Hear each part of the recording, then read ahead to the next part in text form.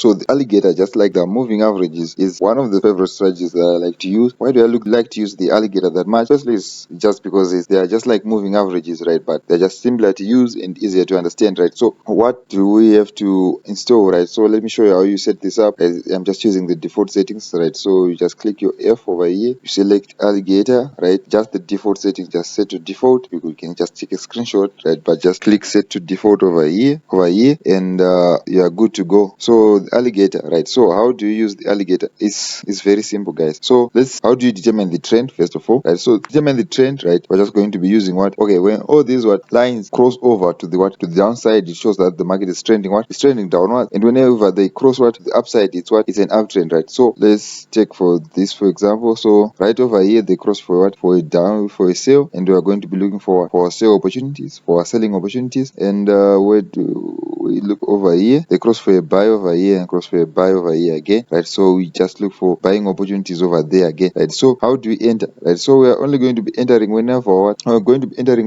our candlesticks pull back to these lines, right? It doesn't matter if it's the green, the red, or the blue. What we just want is for those candlesticks to reach these levels, right? And when they reach those levels, we want to see a candlestick confirmation. After a candlestick confirmation, we want to see a drop, right? So let's take this for example, right? So when the candlesticks put back to the blue line over there, we're going to be entering when there is a close below the green candle, right? So we're going to be entering here and we hold right up until we exit. So over here again, right, we've got a pullback ends at the red line, right? And we are going to be entering when they cross for the below the green line again, just like what we were doing for the moving averages. So if you haven't checked my video on the moving averages, you can check it out, because moving averages are a bit more advanced than the alligator. It shows the actual true trend, the actual long-term trend. The alligator is just for scalping most of the times, right? Though we can use it for boom and crash, for volatility indices also, right? So but it's for scalping essentially, right? So right here we enter, right? So you can see it's quite simple, right? And it works best on a trending market, right? So when the market is choppy, as you can see, the alligator keeps on crossing below, above, below, above. There's no clear trend, right? That's how we use that's how we use the alligator, right? So if you like this content, like, subscribe, and share.